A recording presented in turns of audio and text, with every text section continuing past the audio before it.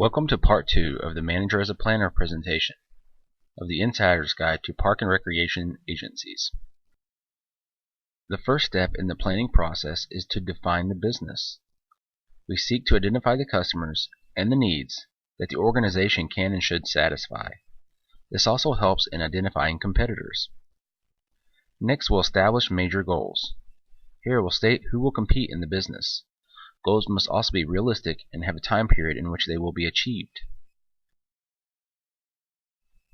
Here we give two examples of mission statements, one from the Walt Disney Company.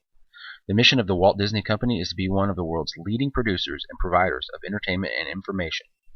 Using our portfolio of brands to differentiate our content, services, and consumer products, we seek to develop the creative, innovative, and profitable entertainment experiences and related products in the world.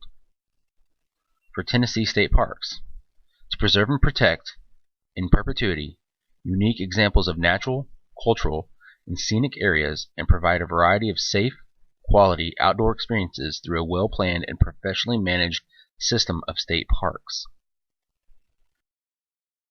The next step in the planning process is strategy formulation. Here, managers analyze their current situation to develop strategies to achieve the mission. It may be helpful to develop a SWOT analysis.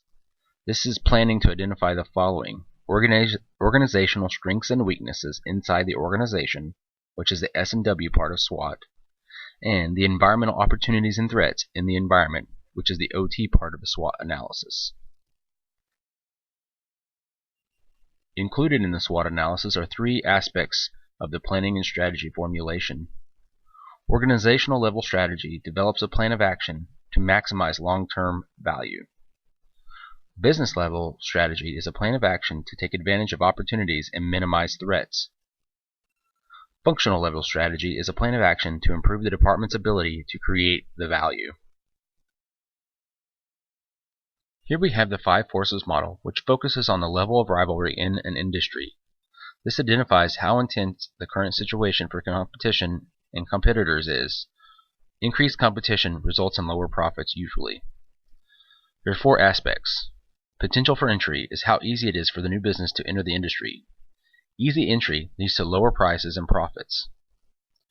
Power of suppliers. If there are only a few suppliers of important items, supplies costs rise. Power of buyers. If there are only a few large buyers, they can bargain down prices. And finally, substitutes. The more available substitutes tend to drive down prices and profits. Next, we'll talk about organizational level strategies. And here we have three basic strategies. Diversification. This is when the organization moves into new businesses and services.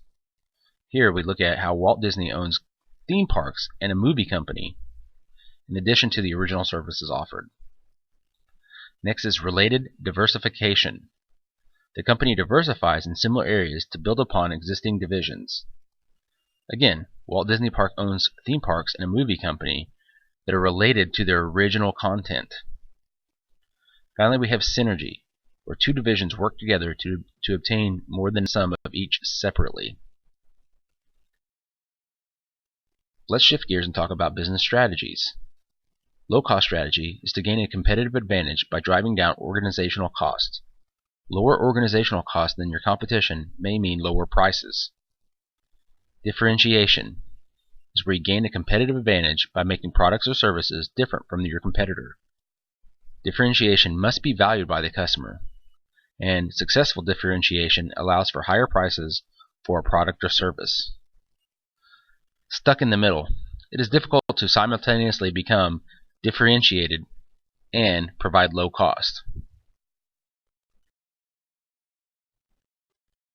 Functional level strategies seek to have each department add value to a product or service. Value is added in two different ways. First, you can lower the operational cost of providing the value in the products. Next, you could add new value to the product by differentiating. Functional strategies must fit within the business level strategies. For example, marketing and customer service can add value to a good or service by working with each other. Here we have goals for successful functional strategies. Number one is to attain superior efficiency. Here we measure outputs for a given unit of input. Number 2 is attain superior quality. Products or services that reliably do the job they were designed for. Number 3 is to attain superior innovation. This is where we get new, novel features for a product or service. 4 is to attain superior responsiveness to customers. Customer service. We know the customer's needs and we try to fulfill those.